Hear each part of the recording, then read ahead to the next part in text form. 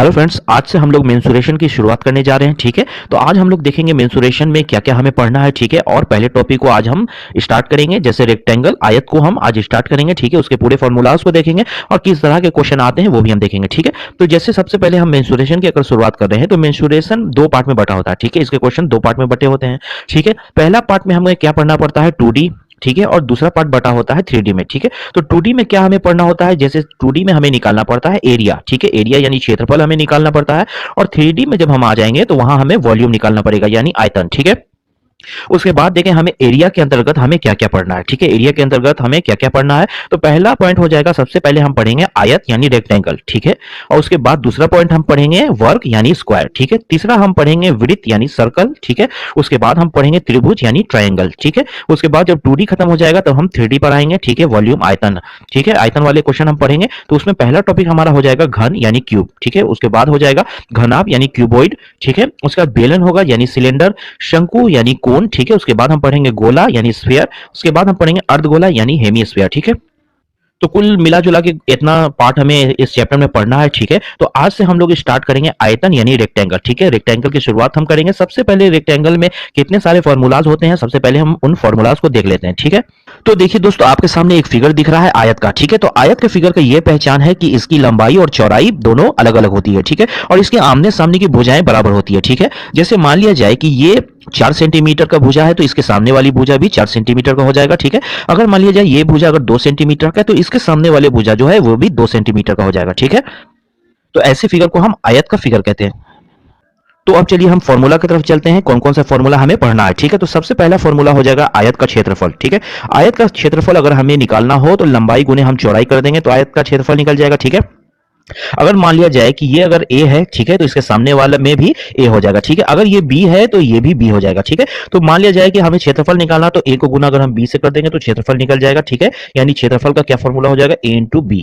ठीक है, उसके बाद हमारा दूसरा फॉर्मूला क्या होता है, आयत की परिमिति। ठीक है, आयत की परिमिति अगर हमें निकालना पड़े तो हम कैसे निकालेंगे, तो आयत की परिमिति होता है चारों भुजाओं का योग। ठीक है, चारों भुजाओं का योग हमें अगर निकालना हो तो इसके लिए फॉर्मूला हो जाएगा 2a प्लस बी ब्रैकेट के अंदर। ठीक है, तो ये फॉर्मूला आया कहां से, सबसे पहले हम ये देखेंगे। देखिए, हमें निकालना है आयत की परिमिति, तो चारों भुजाओं को हम जोड़ेंगे। ठीक है, तो यहां पर क्या है, a है और प्लस a है, 2a हो गया। ठीक है, और b है और प्लस b है। ठीक है, तो यहां पर 2a हो रहा है, 2b हो रहा है, यानी इसे हम ऐसे लिख सकते हैं 2a प्लस 2b, ऐसे हम लिख सकते हैं। अगर हम 2 को बाहर निकालेंगे तो यहाँ ब्रैकेट के अंदर a प्लस b हो जाएगा, तो ये फॉर्मूला यहां से निकल के आता है। ठीक है, तो हमारा फॉर्मूला क्या हो गया, आयत की परिमिति का हमारा फॉर्मूला हो गया 2 ब्रैकेट के अंदर a प्लस b। ठीक है, अब आइए हम तीसरा फॉर्मूला देखते हैं।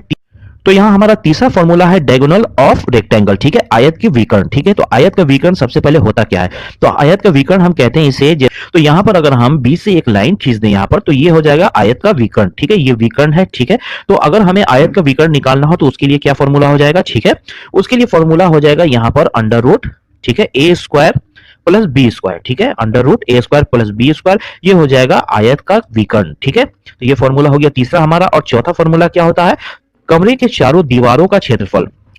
अब देखिए, हमें कमरे के चारों दीवारों का क्षेत्रफल निकालना है, तो अगर हम आयत की परिमिति जब निकालते हैं तो चारों भुजाओं का योग हम निकालते हैं। ठीक है, तो कमरों के चारों दीवारों का अगर हमें निकालना हो तो दीवार तो उठा होता है, ठीक है, उसके साथ हमें हाइट भी जोड़ना होता है।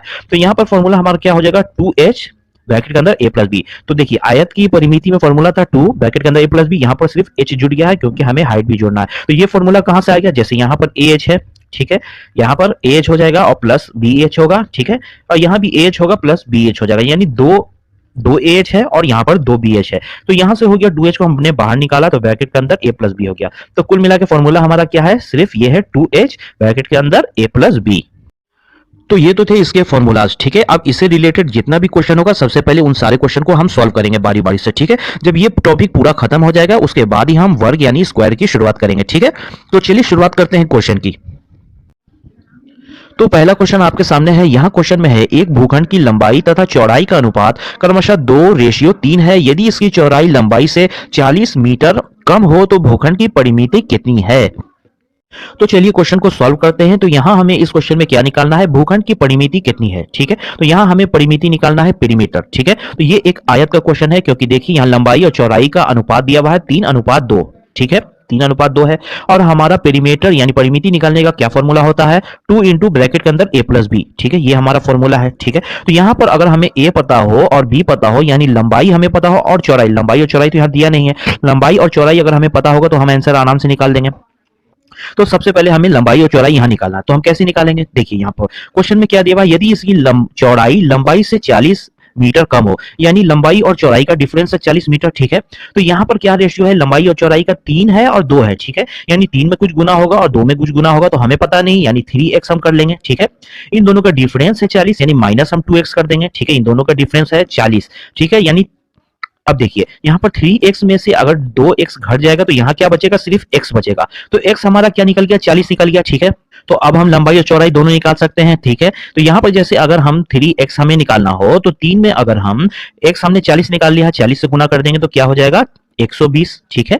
और उसके बाद यहाँ पर 2x है, ठीक है, तो यहाँ पर 2 में गुना हम 40 से कर देंगे तो ये क्या हो जाएगा 40 गुना 80, ठीक है। तो लंबाई भी हमारा निकल गया और चौड़ाई भी निकल गया है, ठीक है।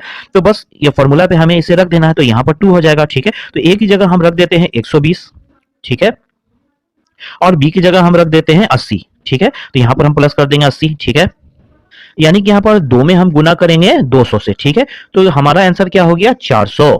तो आयत की परिमिति हमने निकाल लिया है 400, ये हो जाएगा इस क्वेश्चन का आंसर। तो अब चलिए दूसरा क्वेश्चन देखते हैं। तो यहाँ दूसरे क्वेश्चन में है, एक आयतकार दरी का क्षेत्रफल 120 वर्ग मीटर है तथा परिमिति 46 मीटर है, ठीक है, इसके विकर्ण की लंबाई कितनी है। तो चलिए क्वेश्चन को सॉल्व करते हैं। तो यहाँ हमें इस क्वेश्चन में क्या निकालना है, इसकी विकर्ण की लंबाई कितनी है। तो यहाँ हमें आयत का विकर्ण निकालना है और विकर्ण निकालने का क्या फॉर्मूला होता है, root a square plus B square, ठीक है। तो यानी इस क्वेश्चन में अगर हमें a और b पता होगा तो इस क्वेश्चन को हम सॉल्व कर लेंगे, ठीक है। तो हमें सबसे पहले क्या निकालना है, a और b, ठीक है। तो यहाँ ए बी हम कैसे निकालेंगे, तो यहाँ पर क्वेश्चन में क्या क्या दिया हुआ है, सबसे पहले तो आयत का क्षेत्रफल दिया हुआ है 120 वर्ग मीटर, ठीक है। तो क्षेत्रफल कैसे निकाला जाता है, लंबाई गुने चौड़ाई, यानी a इंटू बी, अगर a इंटू बी हम करेंगे तो इसका क्षेत्रफल निकल जाएगा, ठीक है।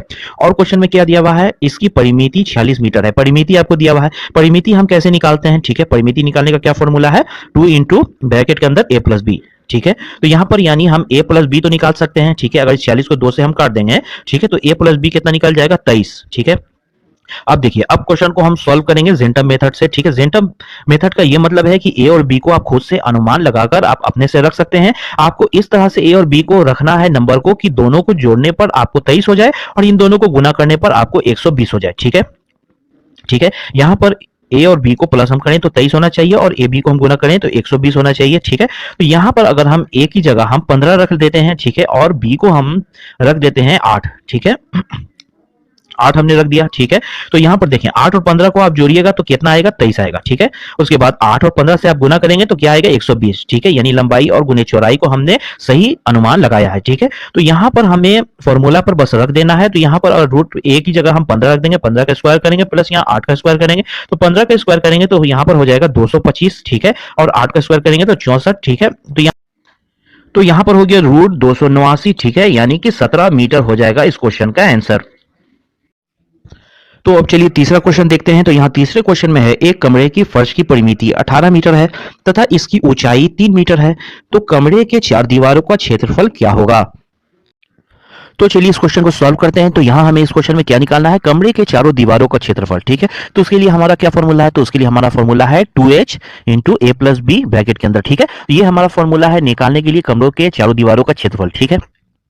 और यहाँ पर हमें क्या क्वेश्चन में दिया हुआ है, एक कमरे के फर्श की परिमिति 18 मीटर दी हुई है, ठीक है।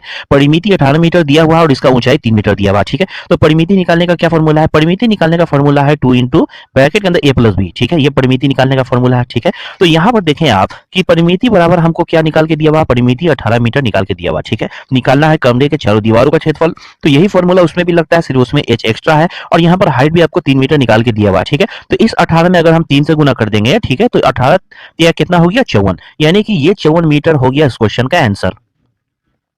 तो अब चलिए नेक्स्ट क्वेश्चन देखते हैं। तो क्वेश्चन आपके सामने है। यह क्वेश्चन में कहा जा रहा है कि एक 14 मीटर गुने 9 मीटर के फर्श पर बिछाने के लिए 63 सेंटीमीटर चौड़ी कितनी लंबी दड़ी की आवश्यकता होगी। तो अब चलिए इस क्वेश्चन को सॉल्व करते हैं। यहां हमें क्या निकालना है, क्वेश्चन में कहा जा रहा है कि 63 सेंटीमीटर चौड़ी कितनी लंबी दड़ी की आवश्यकता होगी फर्श पर बिछाने के लिए।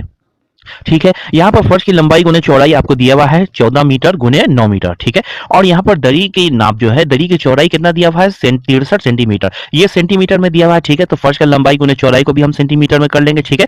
यानी 1 मीटर में कितना सेंटीमीटर, 100 सेंटीमीटर, ठीक है। तो यहाँ पर 14 मीटर है तो इसमें गुना 100 से अगर हम कर देंगे तो 1400 सेंटीमीटर हो जाएगा, ठीक है। और ये 9 मीटर में अगर 100 से गुना कर देंगे तो ये 900 सेंटीमीटर हो जाएगा, ठीक है। तो अब यहाँ हम इसे 63 सेंटीमीटर से डिवाइड कर देंगे, ठीक है। तो उसके बाद इसे काटेंगे, सॉल्व करेंगे तो ये 63 7 से कट जाएगा 9 बार में, ठीक है। और 1400 कट जाएगा 7 से 200 बार में, ठीक है।